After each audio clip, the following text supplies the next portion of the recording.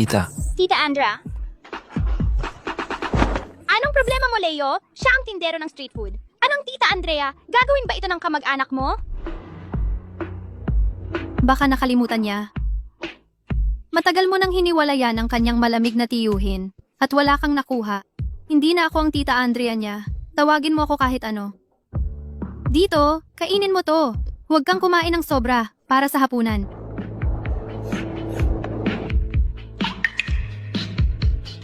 Nanay! Ang dating asawa ng CEO ng Reyes Group nagtitinda sa lansangan? Hindi ba siya binigyan ni Tito Marco ng sustento? Teka, may anak pala siya sa iba. Sige, Toby. Tawagin mo siyang Leo. Leo?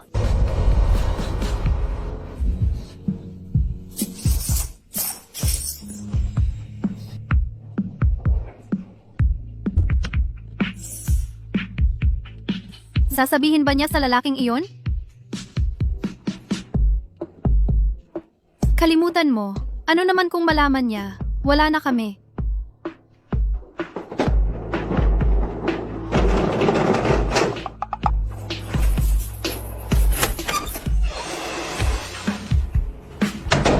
$2,000 ang renta kada buwan. Malayo sa dating marangyang buhay. Pero kontento ako.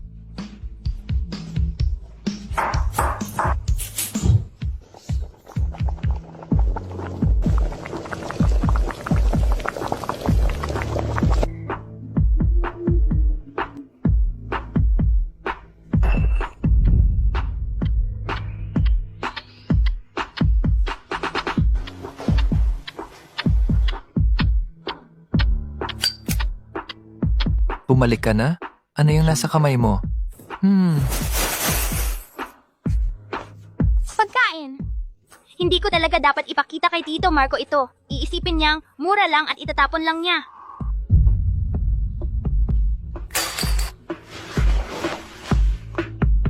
Maghugas ka ng kamay. Kumain ka pagkatapos ng hapunan.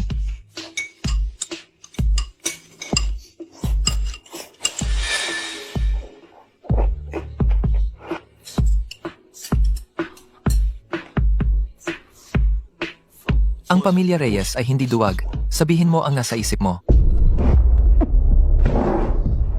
Tito Marco, bakit kayo naghiwalay ni Tita Andrea? Bakit bigla mong binanggit yan?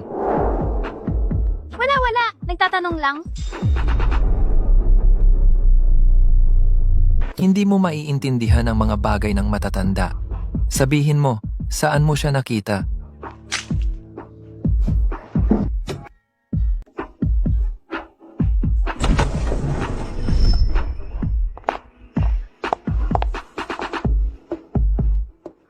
Marco, bakit ka umalis ng maaga? Si Ginoong Lin at ang iba ay hindi mukhang masaya. Wala akong pakialam kung masaya sila o hindi. Sa lungsod ng Silangan, walang mga has na guluhin ng pamilya Reyes. Sa makalawa ay ang pagdiriwang ng aking kaarawan. Pupunta ka, di ba? Dapat sumama rin si Leo. Tito Marco, gagawin ko na ang aking takdang aralin.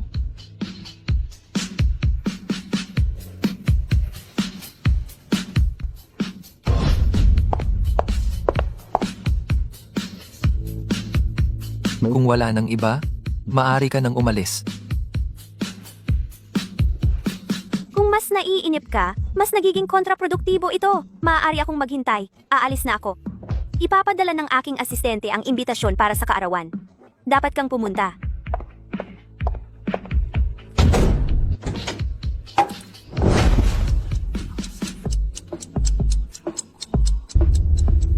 Ang pamangkin ko ay kakaiba ngayon. Ito ang uri na karaniwang ginagamit ng mga tindera sa tabing daan, malapit sa paaralan. Pagkatapos ng klase, nagtagal siya sa gate ng paaralan ng halos 20 minuto. Sino ang nakita mo doon? Ingat, mainit. Nanay, mabango ang karne. Dahan-dahan, munting mahilig kumain. Tuwing tinitignan ko ang mukha ni Toby, hindi ko maiwasang maisip ang lalaking iyon. Naaalala ko ang maikli, ngunit hindi malilimutang kasal. Ako ay ulila. Sa 18, nagboluntaryo ako at iniligtas si Lola Reyes. Iginigiit niya na dalhin ako sa pamilya Reyes. Marco, ito si Andrea. Pinili ni Lola siya bilang iyong asawa. Gusto mo ba siya? Kung ano ang desisyon ni Lola, ayos lang.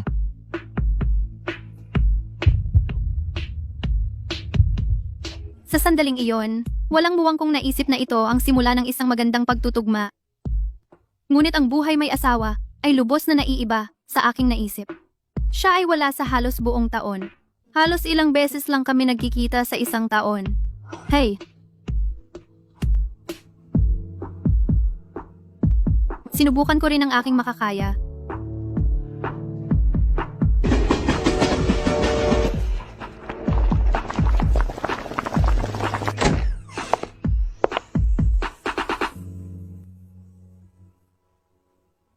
Ipinadala ako sa militar mula pa noong bata ako.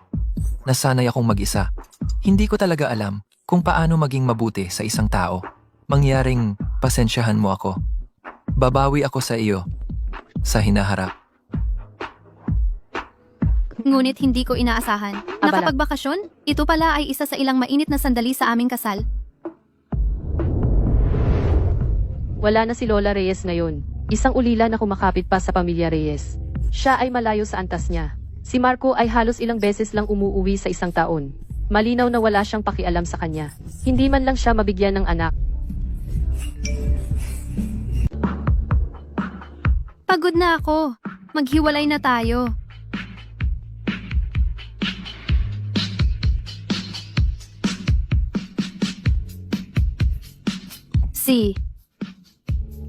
Pagkatapos ng diborsyo, nalaman kong buntis ako. Pero sa pag-iisip kung gaano siya kalmadong pumirma ng mga dokumento dahil madali niya akong binitawan, paano niya pangangalagaan ang batang ito? Ayoko. 2 taon na ang lumipas. Sinusuportahan ko ang anak ko sa pamamagitan ng pagsulat ng mga web novel at pagpapatakbo ng tindahan. Hindi ko ginagalaw ang 1,000,000 piso. Kahit simple lang ang buhay namin, may pera na ako at may anak. Maayos naman ako. Hindi ako nagsisisi. Ang tanging hindi ko makalimutan ay ang batang si Leo. Nakita ko siya ngayon. Ang tangkad na niya. Naalagaan ba siya nung mga walang puso sa pamilya Reyes? Ano ang hinahanap mo? Wala!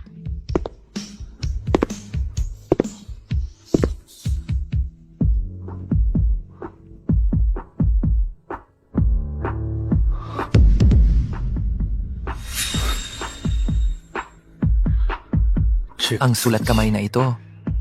Saan mo ito binili? Binili ko ito sa isang tindahan sa gate ng paaralan. Oo.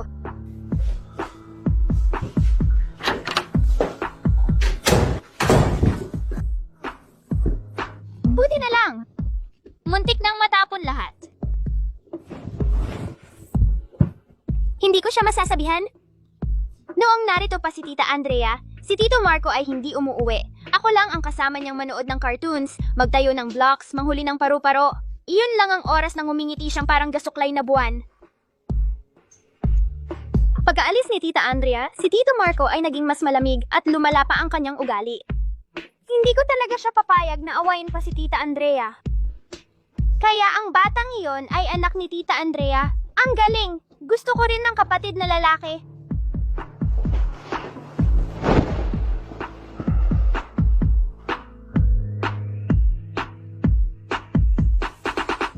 Andrea, saan ka nagtatago? Marco, pagod na ako. Ayoko nang magpatuloy ng ganito. Ang boses ni Andrea ay kalmado. Ang kalmadong iyon ay labis akong kinabahan. Akala ko, sapat na ang pagbibigay sa kanya ng pinakamagandang material na bagay. Akala ko ang pagpirma at pagpabaya sa kanya ay ang pinakamabuti para sa kanya. Pero, nakalimutan ko. Ang gusto lang niya ay samahan. At hindi ko iyon maibigay. Marco, hinihintay ka lang namin. Si Ethan ay may asawa na. Ikaw ay isang golden bachelor. Gaano ka kalungkot sa bahay? Lumabas ka at magsaya. Palayasin si Daniel. Marco, ano bang nagawa ko para dito? Hahaha.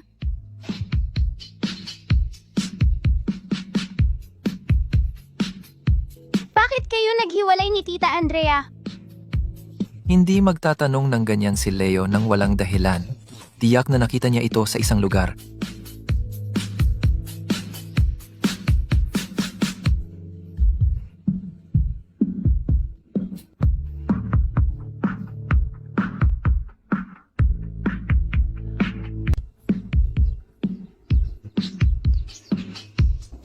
Nanay! Nanay!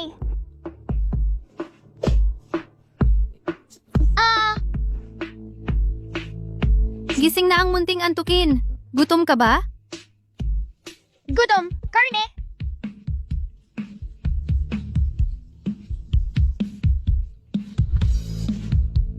Kahit gaano kasakit ang nakaraan, ngayon nandito siya sa akin. Sapat na iyon. Oh, nandito si Andrea. Sariwa ang mga strawberry ngayon. Bibigyan kita ng diskwento.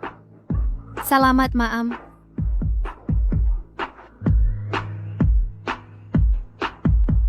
Ah, Nanay, ito!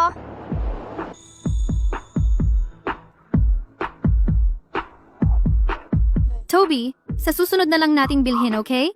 Kapag nakakuha na si Mommy ng konting pera, bibilhan kita ng mas maganda. Sigurado.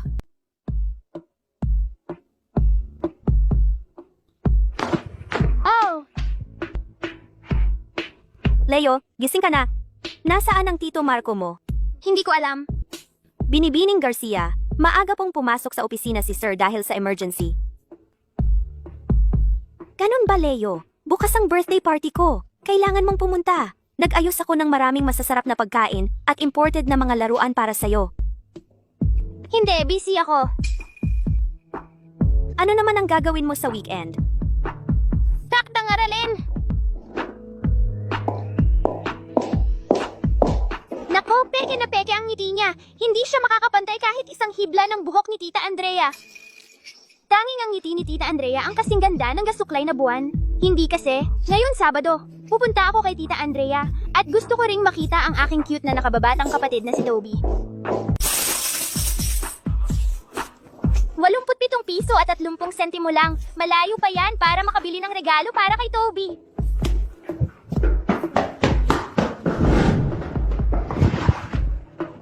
Tito Marco, gusto ko ng bagong laruan. Anong laruan? Transformer, yung pinakabagong modelo. Hanggat hindi pa kasal si Tito Marco sa babaeng may pekeng ngiti. Si Andrea ay mananatiling Tita Andrea ko. Gusto kong ibigay kay Toby ang pinakamagandang laruan. Sige, 500 piso. Ikaw, na, bumili. Salamat, Tito Marco. Ang sobrang excited ng batang ito ngayon. May kakaiba talaga. Ah.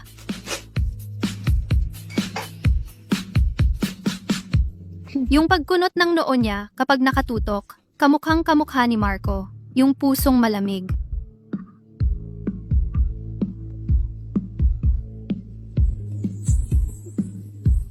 Hinay-hinay lang. Isa-isa lang. May sapat para sa lahat. Mag-ayos ka, Toby. Makikipaglaro si Mommy kapag tapos na ako. Okay?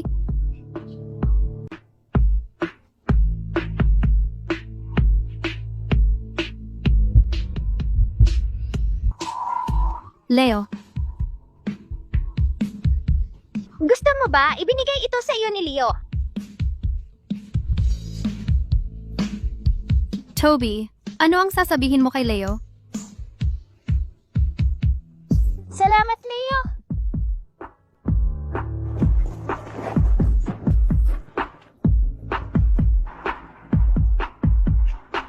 Ito ay para kay Leo.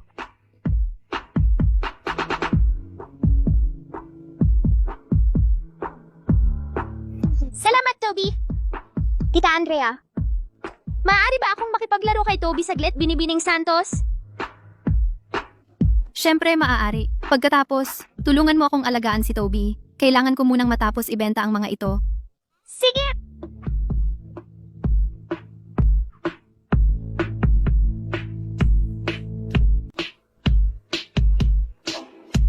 Leo, halika rito. Binibining Santos, ubus na ba kayo? Ubos na. Salamat Leo sa pagtulong mo kay Toby. Ito ay espesyal na strawberry tiramisu para sa iyo.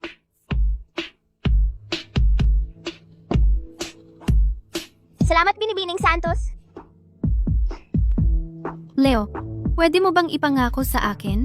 Ano yon? Huwag mong sabihin kay Tito Marco na nandito ako. Pwede kang pumunta kahit kailan mo gusto. Pero huwag mong ipaalam sa iba, okay? Nagtatago ako dito sa mga labas ng lungsod para tuluyang makawala sa pamilya Reyes. Wala na akong dapat gawin sa lalaking iyon.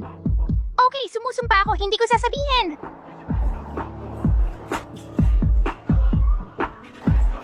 Anong problema, Leo? May iba ka pa bang gusto? Binibining Santos, mag-isa lang ba kayo? Nasaan ang lalaking iyon? Bakit hindi siya tumutulong sa inyo? Siya ang tatay ni Toby. Paano niya hinayaan na kayo ay magtrabaho dito sa initan ng mag-isa?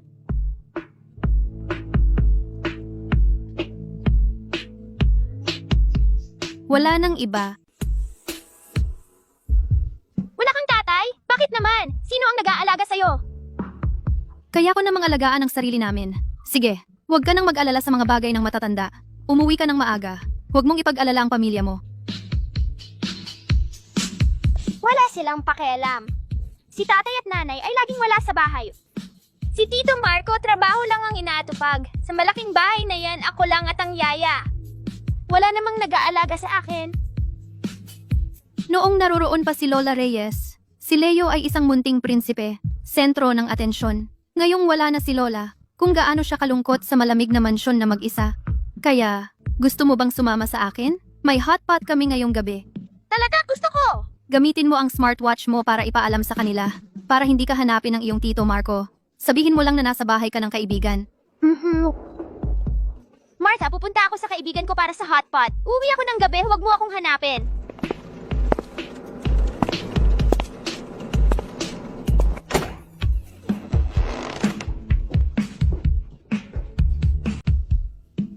Binibining Santos, dito ba kayo nakatira? Oo, anong meron?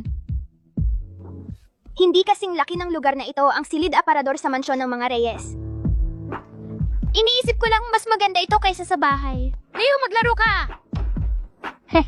Ha ha ha. Kain na. Eto, kumain ka ng sabaw. Ingat mainit.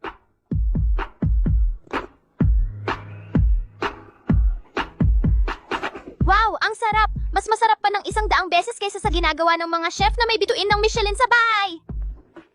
Binibining Santos, napakalambot ng karne na ito.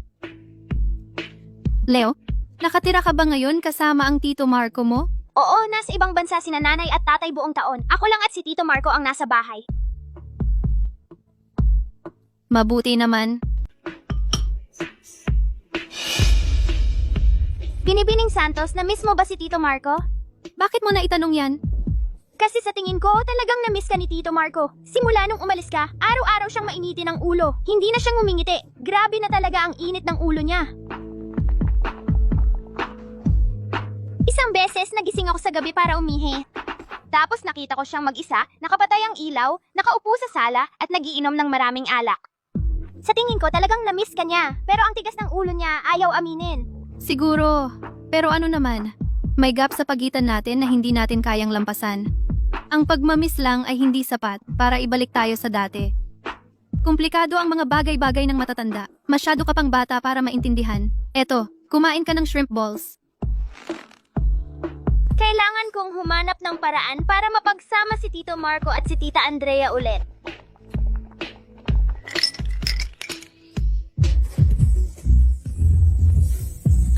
Sige. Marco, bakit ka nakaismag? Hindi mo kailangang umuwi para alagaan ng bata ngayon? Pero malungkot ka pa rin? Magdi-dinner sana ako kasama ang bata. Pero pumunta siya sa bahay ng kaibigan. Oh, Marco, siya nga pala. Bukas ang birthday party para kay Vivian Garcia. Sasama ka ba o hindi? Ang mga chismis tungkol sa inyo ay nasa lahat ng dako. Pumunta? Hindi pwede. Hindi naman si Marco kasama siya. Hindi siya sasali sa gulo na yan. Ang babaeng iyon ay napakamapagmanipula. Araw-araw siyang bumibili ng press releases para sa isang panig na hype, Marco. Huwag kang maniwala dyan. Hindi talaga. Isang beses lang ako nag-asawa sa buong buhay ko, kay Andrea, at hindi na magkakaroon ng iba. Hoy mga kaibigan, dumating na ang superstar. Bakit ang garbo nagpapakita? Hindi mo naiintindihan. Maraming magagandang babae sa labas na nanonood. Hoy Marco, bakit hindi mo isinama si Leo? Isang buwan ko nang hindi nakikita ang pamangkin ko. Pumunta siya sa bahay ng kaibigan. Hoy, kahit ang isang 5 taong gulang ay may kasama, kumakain ng masarap at masaya, habang kaming mga single ay napipilitang uminom ng malamig na alak.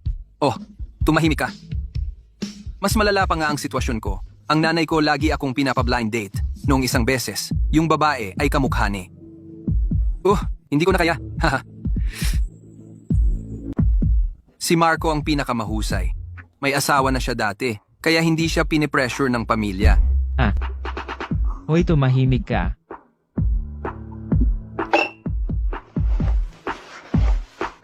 Marco, saan ka pupunta? Babalik. Tingnan mo yung mo, sumusumpa ako, hindi ko sinadya. Sino ang makakalang hindi pa siya move on?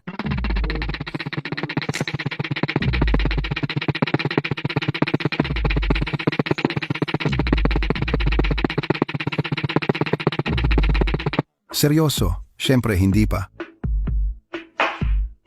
Siya nga pala, paano ba nagkahiwalay sina Marco at Andrea noon?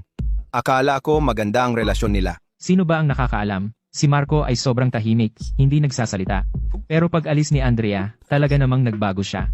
Kung ako ang tatanungin, si Marco ay masyadong tahimik. Hindi siya makapagpahayag ng sarili. Nararapat lang sa kanya na hindi niya siya mabawi. Masyado kang madaldal.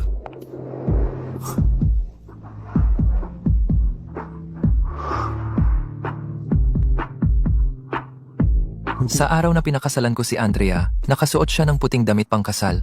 Ngumingiti ng napakaliwanag.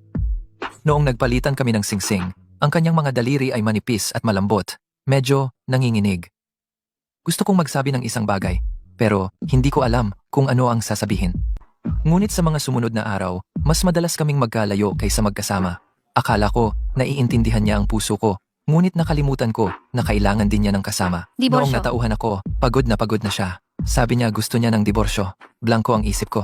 Gusto ko siyang pakiusapan na manatili. Ngunit noong iminulat ko ang aking bibig, walang lumabas. Hindi ko alam kung paano siya panatilihin. Sa huli, sinabi ko na lang na, sige, na siyang pinakamasamang desisyon na ginawa ko.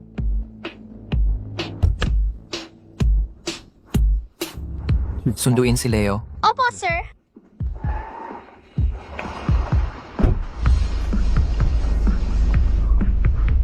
Ito pala ang bahay ng kaklase na binanggit ni Leo. Buisit, nandito si Tito Marco para sunduin ako. Nasaan siya?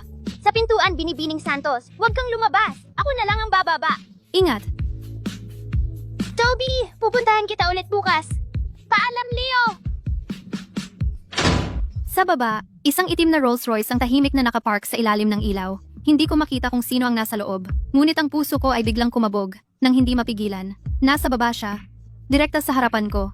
Ngunit sa pagitan namin, mayroon ng isang bangin na hindi na maaring tawirin. Masaya ka ba? Oh, masaya. Anong amoy yan sa'yo? Ano? Anong amoy?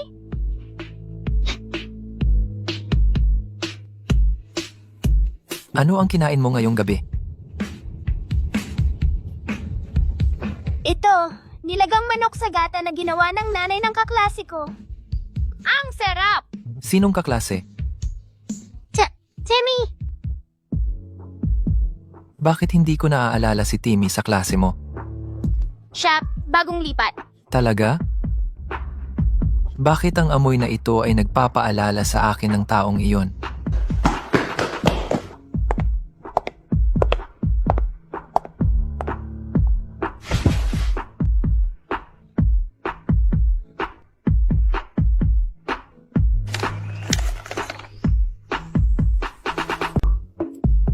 Hindi naman masama, medyo matamis lang.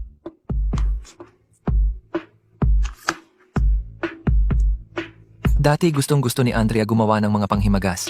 Ang tiramisu niya ang pinakamasarap na natikman ko. Pero hindi ko sinabi sa kanya. Ngayon, kahit gusto kong sabihin iyon, Wala nang makikinig pa. Tito Marco, gusto kong matulog sa kwarto mo.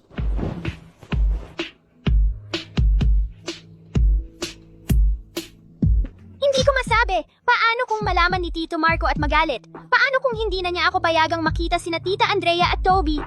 Tito Marco? Pakakasalan mo ba si Binibining Garcia? Hindi.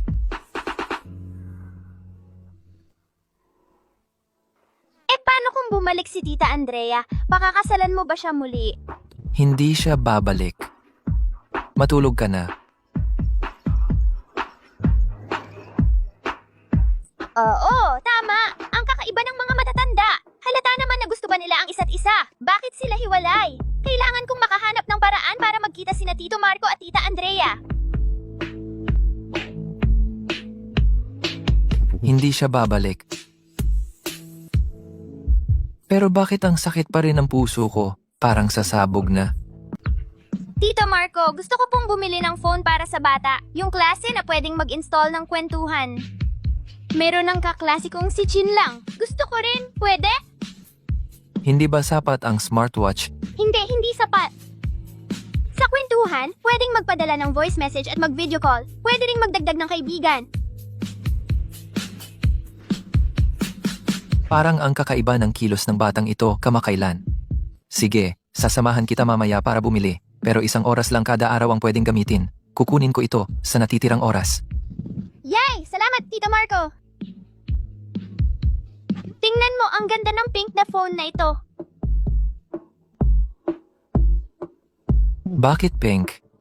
Dahil lahat ng babae sa klase ko ay gumagamit ng kulay na ito para mas nakakasabay ako.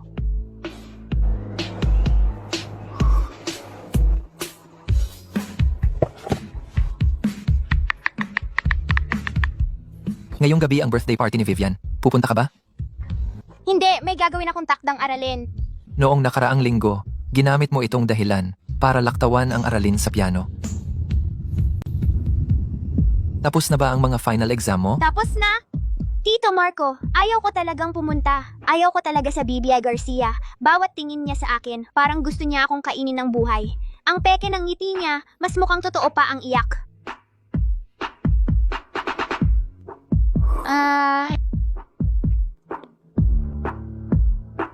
Sige, hindi mo na kailangang pumunta. Ang yaya ang mag-aalaga sa'yo ngayong gabi.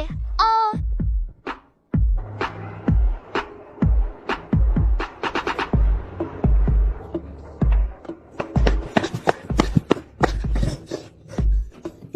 B. Santos. Leo, anong ginagawa mo dito ulit? Hindi ka ba binabantayan ng tito mo? Pumunta siya sa opisina. Bibi, Santos, may kwentuhan na ako ngayon. Idagdag mo ako bilang kaibigan. Bilis! Para kapag namimiss ko kayo ni Toby, makakatawag ako sa inyo ng video ng palihim. Itong bata, para lang makipag-ugnayan sa akin, bumili talaga ng phone para doon.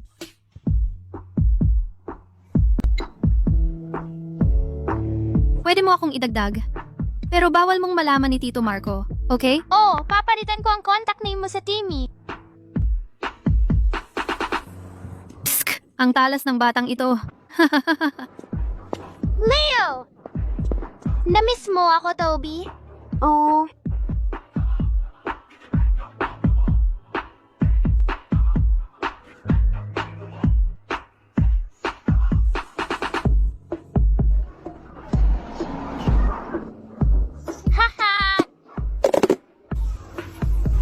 Umuwi na tayo. Kumusta? Andrea, di ba? Si Editora Liza ito. Binasa ko ang bagong draft mo. Ang galing-galing. Talagang may potensyal itong maging blockbuster. Pero may ilang parte ng pacing na kailangan nating ayusin. Libre ka ba ngayon? Sige, tuloy lang.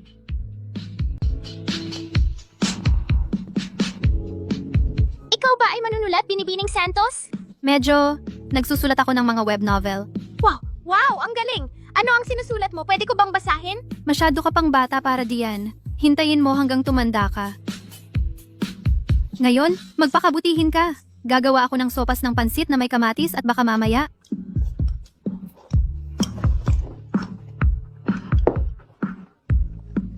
Binibining Santos, ang sarap nito! Pwede ba akong bumalik bukas? Well, pwede naman. Pero kailangan mong mag-ingat, okay? Huwag mong hayaang malaman ni Tito Marco. Huwag kang mag-alala, Binibining Santos. Isa akong mahusay na aktor. Hindi ako magkakamali. Okay, Nanay, hayaan mo akong tumulong.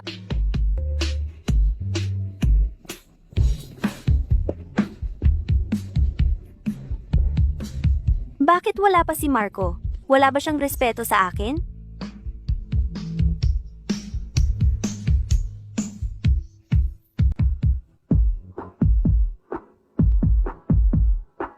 Marco, nakarating ka na rin sa wakas. Maligayang kaarawan. Tara, ipakilala kita sa ilang mga kaibigan.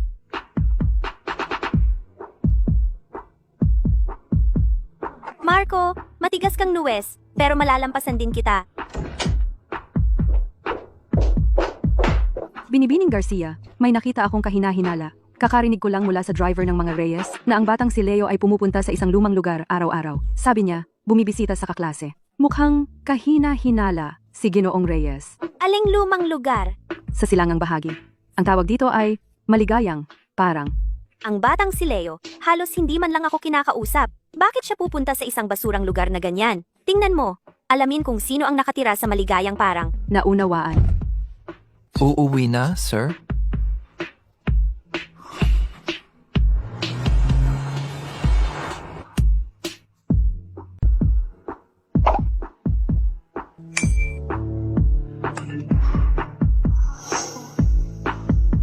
Wala man lang disenteng paaralan sa lugar na iyon. Paano siya magkakaroon ng kaklase doon? Pumunta sa maligayang parang, oo.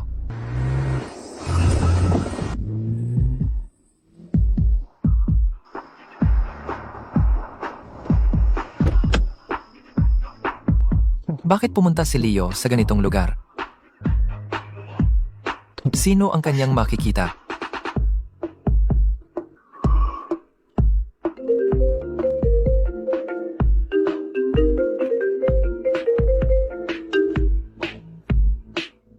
Puno po ang party. Wala akong pagkakataon na sabihin sa iyo. May nahukay ako. Tungkol ito kay Andrea. Pagkatapos ng diborsyo, hindi na siya bumalik sa kanyang bayan at hindi siya nag-abroad. Sa nakalipas na 2 taon, nanatili siya sa lungsod ng Silangan.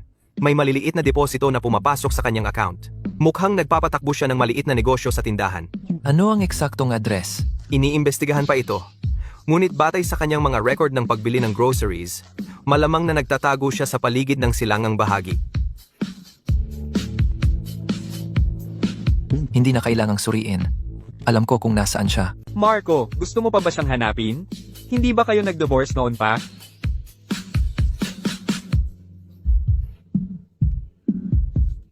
Asawa ko siya.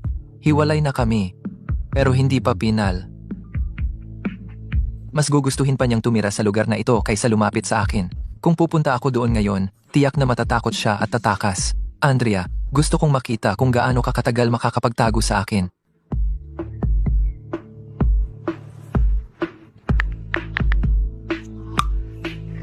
Magandang umaga, Binibining Santos. Gising na ba si Toby? Magandang umaga, Leo. Tulog pa siya. Hoy!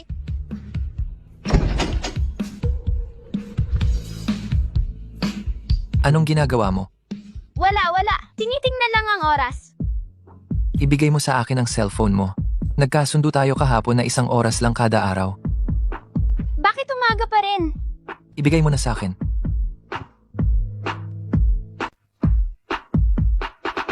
Kausap mo ang kaklase mo ng maaga? Oo. Nagkasundo kami na magsama-sama ngayong araw para sa takdang aralin. Mag-usap tayo pagkatapos ng almusal. Gusto mo bang makuha muli ang iyong telepono? Oo. Sabihin mo sa akin, ang sira-sirang barangay na pinupuntahan mo, sino ba talaga ang nakatira doon? Bueno, isang kaklase lang. Aling kaklase? Ano ang pangalan niya? Timmy? Leo, may 3 wang sa klase mo. Wala sa kanila si Timmy. Tito Marco, pwede mo bang tigilan ang pagtatanong? Leo, nakita mo ba si Tita Andrea? Oo, Tito Marco, wag mo siyang sisihin. Ako mismo ang sumilip para makita siya. Ayaw niyang malaman mo. Siya, maayos ba ang kalagayan niya? Ayos lang siya, ayos lang. Meron na rin siyang Toby ngayon. Anong sanggol? Sanggol yan ni Tita Andrea. Ang cute niya. Toby ang pangalan niya. Sanggol? May anak siya? Tito Marco, anong problema? Mukha kang grabe. Dito ka lang. Andrea, napakawalang puso mo. 2 taon pa lang kaming hiwalay at may anak ka na agad sa ibang lalaki. Teka, hindi tugma ang mga oras. Maliban kung pumunta ka sa maligayang parang ngayon na. Nanay, pumunta tayo sa ospital para magpatingin sa doktor. Tumaas na naman ba ako? Malaki na ako. Tama, malaki na ang Toby natin. Tara.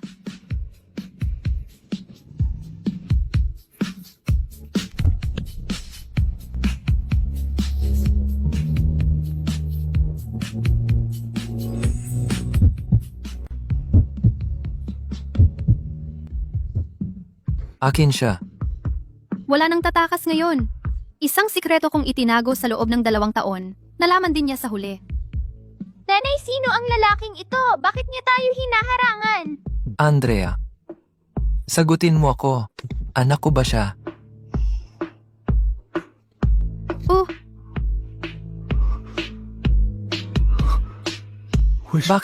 Bakit hindi mo sinabi sa akin? Dala-dala mo ang aking anak. Nagdaan ka sa lahat ng ito nang mag-isa sa loob ng maraming taon. Bakit hindi ka lumapit sa akin? Lumapit sa iyo?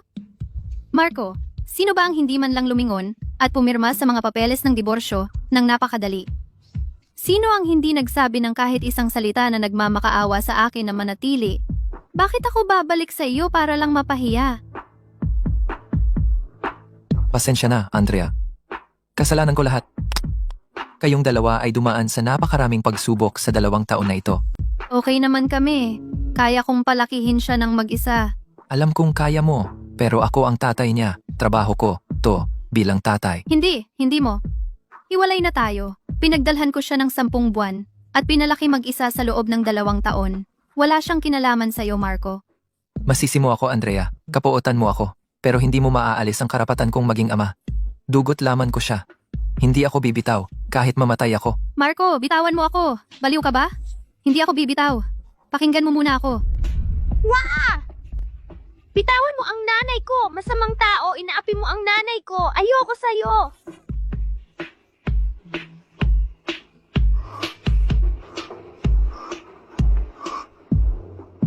Huwag kang umiyak, okay lang? Ikaw si Toby, di ba? Hindi ako masamang tao. Hindi ko inaapi ang nanay mo. Lumayo ka, masamang tao. Toby, anak, tumigil ka na sa pag-iyak. Hindi siya masamang tao. Siya ang tatay mo. Tatay, daddy. Tama. Ako ang tatay mo, Toby.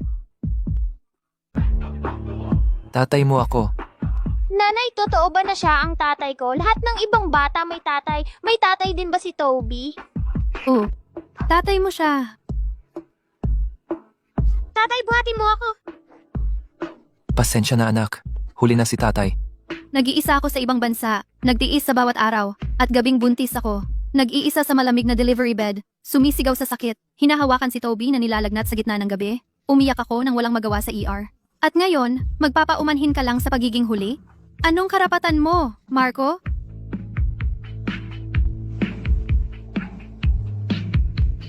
Nakita mo na siya. Kailangan na naming umalis. Saan? Sa ospital, kailangan magpa-check up si Toby. Ihahatid ko kayo. Hindi na kailangan.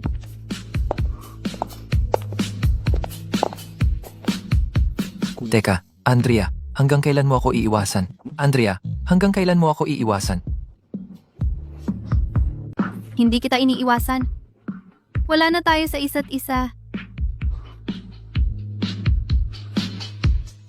Wala sa isa't isa? Siya ang anak ko sa dugo. Ikaw, ang ina niya, sa dugo. Paano tayo magiging wala sa isa't isa?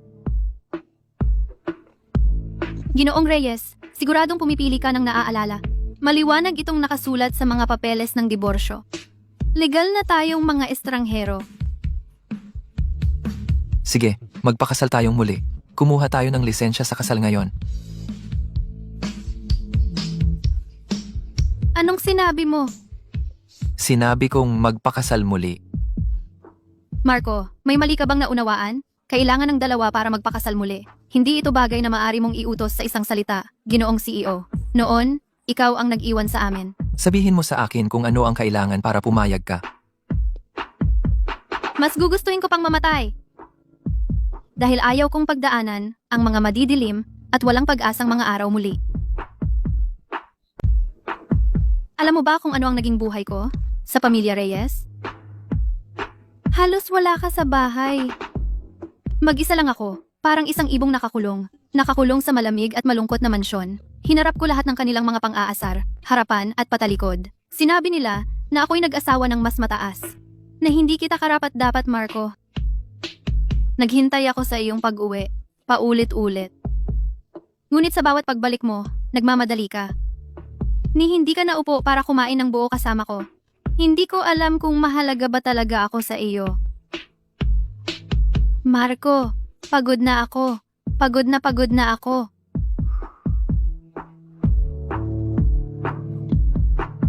Kasalanan ko. Hindi ako magaling sa mga salita. Hindi ko alam kung paano ito ipakita.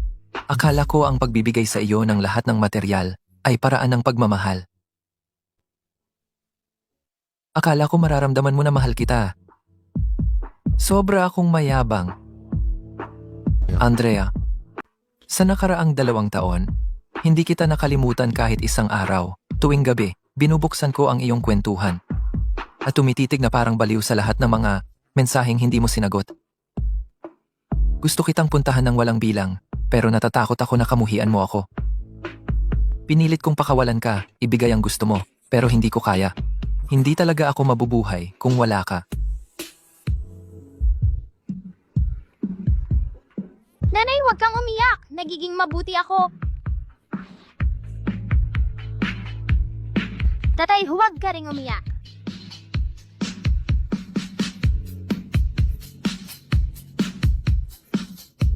Hindi umiiyak si tatay. Masaya si tatay. Andrea, nakikiusap ako sa iyo. Bigyan mo ako ng pagkakataon, okay? Kung ayaw mo munang magpakasal muli, hindi kita pipilitin. Pero, hayaan mo akong manatili at alagaan ka at si Toby.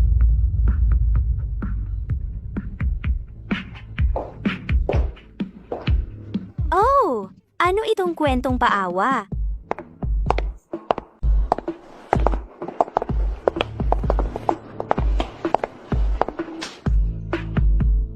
Anong ginagawa mo dito? Nandito ako para makita kung anong klasing tao ang nakatira sa basurang ito na pinapunta dito araw-araw ang munting tagapagmana ng mga Reyes. Ah, ikaw pala! Ginang Reyes. Teka, hindi. Dapat ang dating Ginang Reyes. Kamukhang-kamukha ng batang ito si Marco. Bakit hindi mo sinabi na buntis ka noong naghiwalay tayo? O baka hindi naman kay Marco ito? Tumahimik ka, Vivian. Sige, tatahimik na ako, Marco. Inaalagaan lang kita. Tingnan mo siya, napakaaba at kawawa. 2 taon pagkatapos ng diborsyo, biglang may anak? Sino ang nakakaalam kung may iba siyang lalaki? Kunan mo siya ng video. Lumapit ka sa mukha niya. I-post mo bukas online. Hayaang makita ng buong internet. Kung anong klaseng babae ang dating asawa ng CEO ng Reyes Group? Isang puta? Hinahanap mo ito.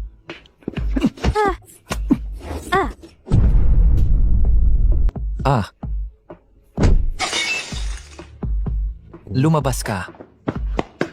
Marco! Marco! Ikaw! Ginawa mo ito sa akin para sa babaeng iyon? Vivian, binabalaan kita sa huling pagkakataon. Si Andrea ang aking legal na asawa. At ang batang ito ay sarili kong laman at dugo. Kung muli kang dumikit sa kanila, ipapawala ko ang buong pamilya Garcia mula sa lungsod ng Silangan.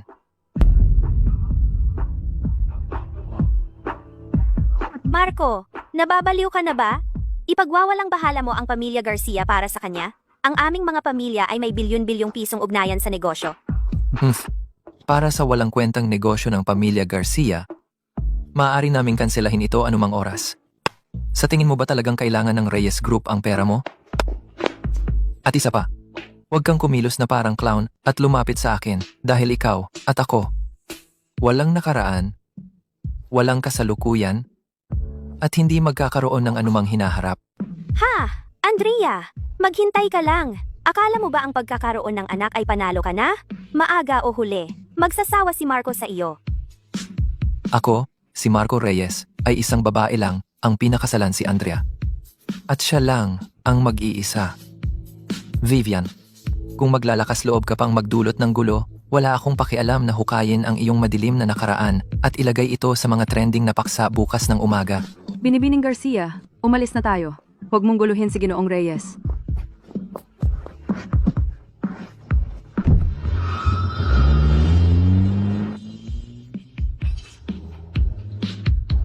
Ha?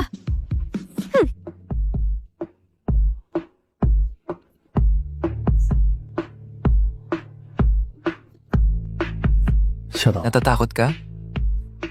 Hindi.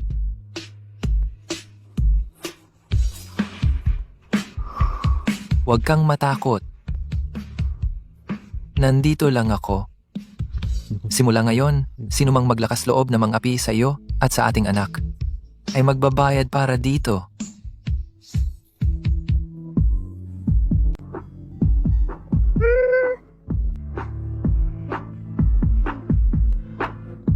Oh, tatay! Dinudurog mo ako! Pasensya. Na-excite lang ako masyado. Nasaktan ba kita? Ha ha ha. Tara, dadalhin ko kayo sa ospital para magpa-check up. Tara na. Tara na!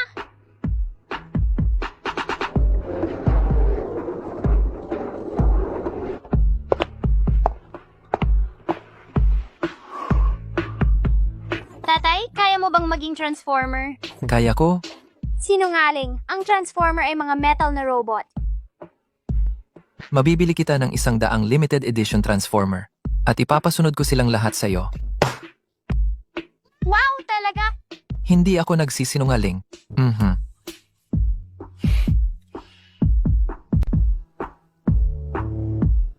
Itong lalaking malamig ang puso ay talagang magiliw pala.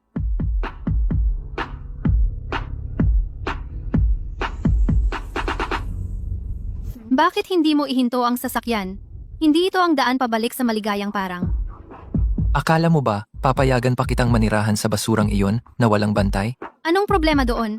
2 taon na akong nakatira doon mag-isa, kasama ang ating anak. Maayos naman. Hindi. Masyadong maliit, luma, at hindi ligtas. Bumalik ka sa bahay ng mga Reyes. Doon kayo nararapat ni Toby. Pero hindi pa ako pumapayag na magpakasal muli sa iyo. Saka manatili ka muna doon. Dahan-dahanin natin ang muling pagpapakasal. Hindi kita pipilitin. Kapag nakapagdesisyon ka na at pinatawad mo na ako, kukunin na natin ang lisensya sa kasal. Pero kailangan mong payagan akong alagaan kayong dalawa. Responsibilidad ko ito bilang isang ama. At bilang iyong lalaki, tungkulin ko ito.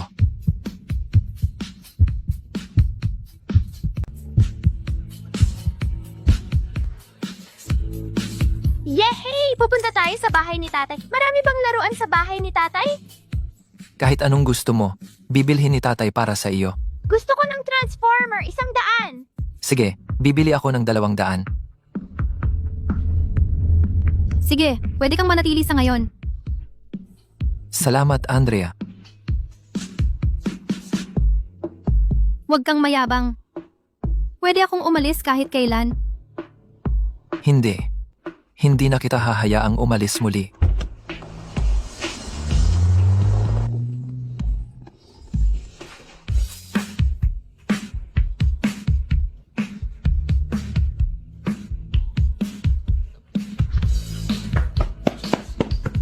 Tita Andrea, Toby! Ang galing! Ang galing! Bumalik ka na sa wakas! Yehey! Sinabi mo ba kay Tito Marco? Pasensya na, Tita Andrea. Patuloy akong pinipilit ni Tito Marco. Hindi ko na napigilan. Salamat, makulit na bata. Tita Andrea, hindi ako sinisisi. Hindi. Kung hindi dahil sa iyo, malamang nagtatago pa rin ako na parang duwag. Yay! Pwede na akong makipaglaro kay Toby araw-araw. Makipaglaro kay Leo! Hahaha! Makipaglaro kay Leo! Hahaha. Hindi na ako nagtatago. At tapos na akong magpakahirap. Siguro ito talaga ang lugar ko. Ginoong Reyes, may hapunan ngayong gabi. Kanselahin mo? Malapit nang matapos ang asawa ko sa trabaho.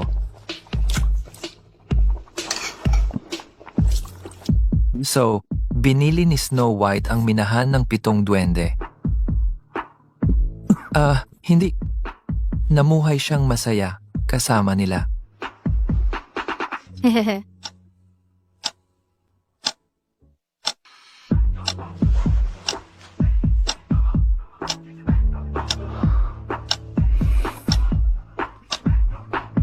Mahal, mahal kita.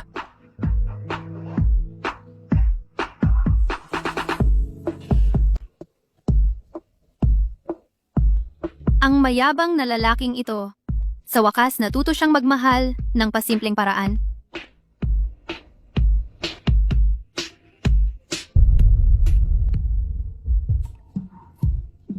Handa na?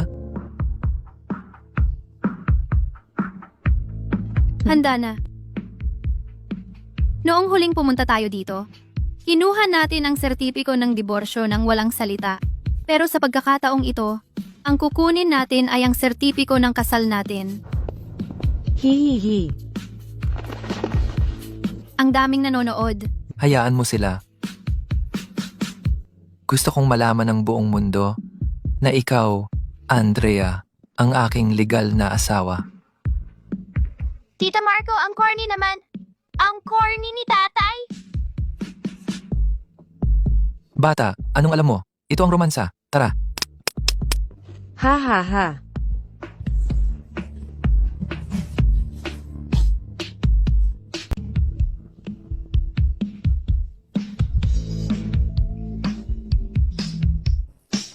Halika, uminom ka. Sabi ng doktor, maganda ito para sa sanggol.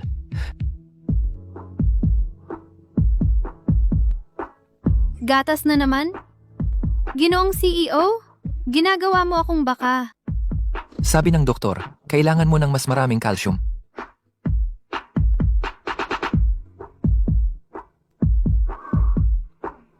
Oh, sinisipa ka na naman?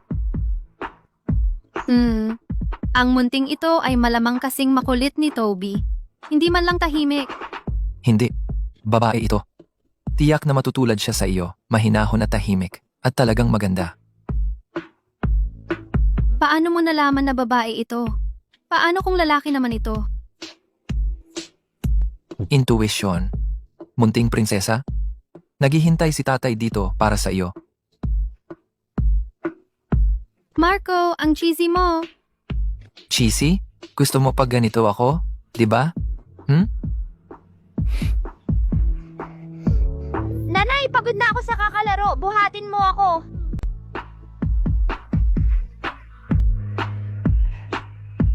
May sanggol na babae sa tiyan ni nanay. Hindi ka kayang hawakan ni nanay. Si tatay na lang. Ayaw ko. Gusto ko si nanay ang humawak sa akin. Ano? Bakit hindi ka kayang hawakan ni tatay? Ayaw ko. Mabango kasi si nanay. Si tatay hindi kasing bango ni nanay. Hahaha, Tito Marco. Na-reject ka, haha! Ikaw din, buddy. Baka dapat bigyan ka na ng magulang mo ng kapatid na lalaki. Tigilan mo na ang pagpapatira sa amin araw-araw. Hahaha. Ayaw ko ng kapatid na lalaki talaga. Sapat na si Toby para sa akin. Si Leo ang pinakamahusay. Akala ko noon na ang pag-alis sa pamilya Reyes at pagtakas sa kanya ay ang pinakamagandang desisyon na ginawa ko. Pero ngayon napagtanto ko na sa lahat ng panahon, ang pinakamaganda ay laging nasa tabi ko. Marco, Ano iyon? salamat sa hindi mo pagsuko sa akin. Baliw? Hindi. Ako dapat ang magpasalamat sa iyo. Salamat. Sa pagbibigay sa akin ng pangalawang pagkakataon na mahalin ka. Andrea, sama-sama nating gugulin ang natitirang bahagi ng ating buhay.